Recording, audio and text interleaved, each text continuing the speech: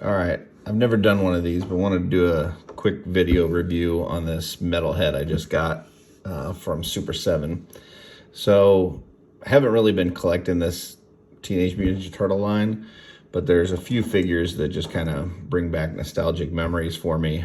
This one, as well as Ace Duck and Rat King. So when I saw this one, I wanted to pick it up, and it looked really good. Wanted to see, how it was. So just came in the mail today, opened it up, wanted to point out a few things. So first off, right out of the box, the joints are really loose. Legs are super loose, and it doesn't really want to stand up too well. You've got this big heavy shell on the back, and I would have thought that they would have made it hollow, but it really feels like it's solid. So it's super heavy. So when you try to stand him up, he wants to fall backwards. And then one of Metalhead's main accessory pieces is this backpack that he's got that also feels like it's either a solid piece or has very little air inside of it. So you put that on his back, and with that, now he's really super heavy on his backside. So it's real hard to get him in any kind of pose where he's going to stand up, which I'll kind of show here. So every time you try to stand him up, he wants to fall backwards. And then with those loose legs, it makes it even that much more difficult. So as far as the figure looks, I think it's a gorgeous figure. Love the gold details on here. All the little intricate paint details that they've got. Really looks cool. Comes with some different hand options, as well as a lot of different accessories. Got a couple of these little grenades, and different attachment for the back of his backpack. I've got the little satellite dish in. It's got a couple different heads. One that kind of shows light through the top and through the eyes like the original figure did. And then this one's kind of the same. It's very same facial features. No difference in the look there.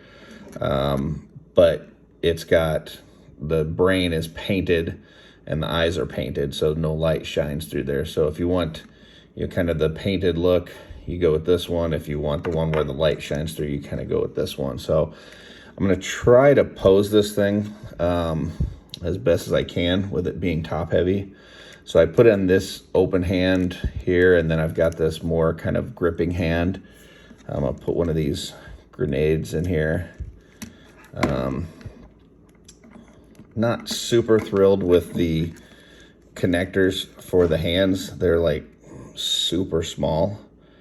So when you try to fit it in here, it's like I'm real worried about that breaking off, but then it also doesn't seem to lock into place for real well. It's very, very loose, but let's see what we can come up with for this guy. So I'm gonna just kind of try to do like a stance where he's throwing a grenade.